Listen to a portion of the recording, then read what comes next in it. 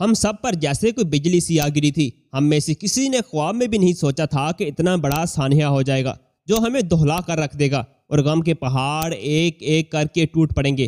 میں گھر میں اپنے والد کی اچانک موت پر سب سے زیادہ پریشان تھا، کیونکہ گھر کا تمام بوجھ میرے کندھوں پر آ پڑا تھا جو کسی چٹان سے کم نہ تھا۔ اس وقت میری عمر ہی کیا تھی، میں نہیں جانتا تھا کہ پریشانی کیا ہوتی ہے، مسائل کیا ہوتے ہیں۔ زندگی بے فکری اور سکون سے گزر رہی تھی۔ میری 2 جوان بہنیں تھیں۔ بڑی بہن کا رشتہ خاندان سے باہر طے پا چکا تھا، 3 مہینے کے بعد اس کی شادی ہونی تھی۔ میرا کوئی اور بھائی نہیں تھا جو یہ بوجھ اتارتا اور ساتھ دیتا۔ چاچا یا ماموں کی حالت بھی ایسی نہ تھی کہ وہ ہماری کفالت کر سکتے۔ ان کی خود گزر بسر بمشکل ہو پا رہی تھی۔ جو کچھ کرنا تھا وہ مجھے ہی کرنا تھا۔ مجھے ایک سرکاری دفتر میں ملازمت کرتے ہوئے ابھی 1 مہینہ ہی ہوا تھا۔ والد کو ملا کر ہمارا کنبہ کل 4 افراد پر مشتمل تھا۔ بدقسمتی سے مکان بھی کرائے کا تھا۔ میری تنخواہ اتنی نہیں تھی کہ گھر چلا سکوں۔ والد صاحب ایک آرتی کے منشی تھے۔ اگر وہ حیات ہوتے تو ہم دونوں کی آمدنی میں گھر نہ صرف اچھی طرح چلتا بلکہ خاصی بچت بھی ہو جاتی، کیونکہ والد صاحب پارٹ ٹائم بھی کام کیا کرتے تھے اور رات 10-11 بجے گھر لوٹتے تھے۔ وہ دور بڑی سادگی اور قناعت کا تھا۔ ایک دوسرے سے سبقت لے جانے اور نمائشی زندگی کا مظاہرہ نہ ہوتا تھا۔ جھونپڑی میں رہ کر محلوں کے خواب نہ دیکھے جاتے تھے۔ حلال رزق کی بڑی قدر تھی۔ 2 وقت کی روٹی عزت سے مل جاتی تو بارگاہ الہی میں شکر بجا لاتے، خوش رہتے تھے۔ دوسرے دن میری عربی کے استاد مولانا عبد الباری صاحب والد صاحب کی وفات پر تعزیت کرنے کے لیے گھر تشریف لائے تھے۔ وہ انتقال کے دن کسی کام سے شہر سے باہر گئے تھے، اس لیے انہیں میرے والد کی رحلت کا خبر نہ ہو سکی۔ میں نے انہیں اپنے گھریلو حالات سے آگاہ کیا اور اپنی پریشانی کے بارے میں بتایا۔ وہ میری باتیں بڑی غور سے سنتے رہے۔ جب میں نے انہیں اپنا سارا دکھڑا سنا چکا تو وہ بولے، ظفر بیٹے، تمہارے مسائل اور پریشانیاں بڑی آسانی سے دور ہو سکتی ہیں، اس قدر فکر مند ہونے کی کوئی ضرورت نہیں۔ میں ان کی بات سن کر دل ہی دل میں خوش ہو گیا۔ ایک دم میرے اعصاب پھول کی طرح ہلکے ہو گئے۔ یہ وہ واحد شخص تھے جنہوں نے میری دلجوئی کی اور دلاسا دیا۔ میں نے سوچا کہ شاید وہ کسی مخیر شخص سے مجھے مالی امداد دلوائیں گے۔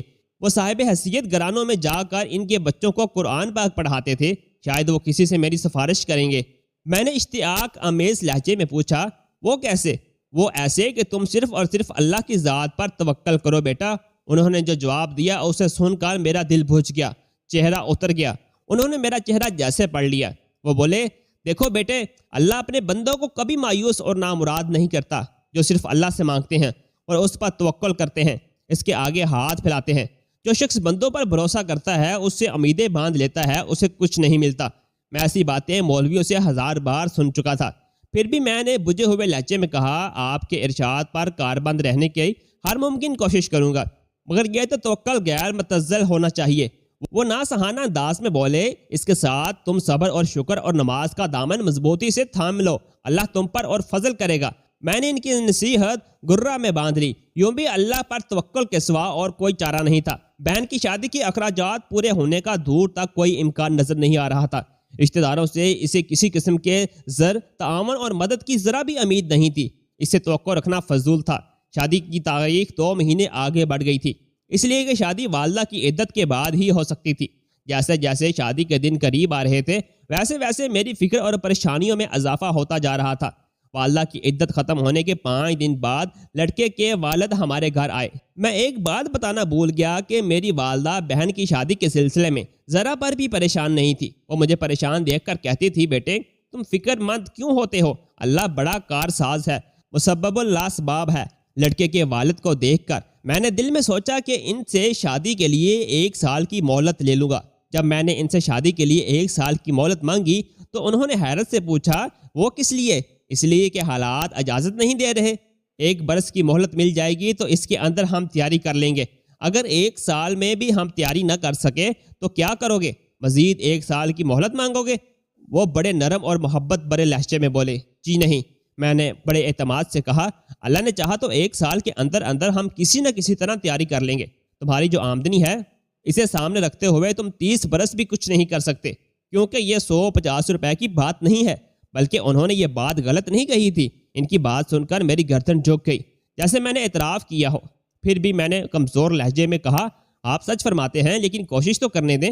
میں یہاں اس لیے حاضر ہوا ہوں کہ میری بہن کا بیٹا ہے ساجد۔ وہ میری طرف متوجہ ہو کر بولے، میں یہاں اس لیے حاضر ہوا ہوں کہ میری بہن کا بیٹا ہے ساجد، وہ میری طرف متوجہ ہو کر بولے، تم نے منگنی کے موقع پر ضرور دیکھا ہوگا، اس کا اپنا چلتا ہوا کاروبار ہے، آپ لوگ پسند کریں تو اپنی چھوٹی بہن زینب کا رشتہ اس سے کر دیں اور ان دونوں بہنوں کی شادی ایک ہی دن ایک ہی ساتھ کر دیں، اس طرح خرچہ خاصا کم ہو جائے گا اور آپ لوگ ایک بڑے فرض سے فارغ ہو جائیں گے۔ ان کی بات سن کر مجھے ایسا لگا جیسے میں کوئی خواب دیکھ رہا ہوں۔ رب العزت نے بن مانگے ایک بہت اچھا رشتہ بیچ دیا تھا۔ ایسے رشتے تو خواب میں بھی نہیں ملتے۔ اللہ کا جتنا شکر ادا کیا جائے کم تھا۔ میرا دل خوشی سے بھر گیا۔ باہی صاحب، رشتہ تو بہت اچھا ہے، امی نے ممنونیت سے کہا۔ آپ نے ہماری بچی کو اس لائق سمجھا۔ پہلے بڑی بچی کی شادی تو ہونے دیں، دونوں بچیوں کی شادی ایک ساتھ کرنے میں حرج ہی کیا ہے؟ اس طرح دونوں کے فرض بیک وقت ادا ہو جائیں گے اور آپ کے سر سے بوجھ بھی اتر جائے گا۔ میں نے جواب دیا، ہمارے حالات کیا ہیں، آپ سے کیا چھپانا؟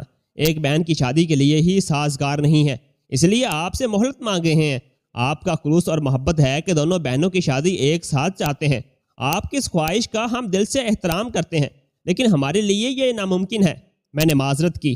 مجھے اس بات کا اندازہ ہے کہ آپ لوگ کن حالات سے دوچار ہیں، لیکن آپ شادی کے اخراجات کی بالکل پرواہ نہ کریں۔ وہ امی سے کہنے لگے، آپ دونوں بچیوں کو ایک جوڑے میں رخصت کر دیں تو مجھے کوئی اعتراض نہ ہوگا، لیکن میں جانتا ہوں کہ دنیا والوں کی خاطر کچھ نہ کچھ خرچ کرنا پڑتا ہے۔ دیکھیں، زینت اور زینب میری بیٹیوں کی طرح ہیں، آپ کی عزت میری عزت ہے۔ میں 5,000 روپے ساتھ لایا ہوں، دونوں بچیوں کی شادی کے لیے دے رہا ہوں، لیکن اس بات کی بھنک میرے گھر کے کسی فرد کے کانوں میں نہ پڑے اور نہ ہی آپ کے رشتہ داروں کے اس بات کا علم ہو۔ یہ راز ہم تینوں کے درمیان رہے گا۔ کل میری بہن اور بھانجیاں آ کر زینت کی بات پکی کر جائیں گی۔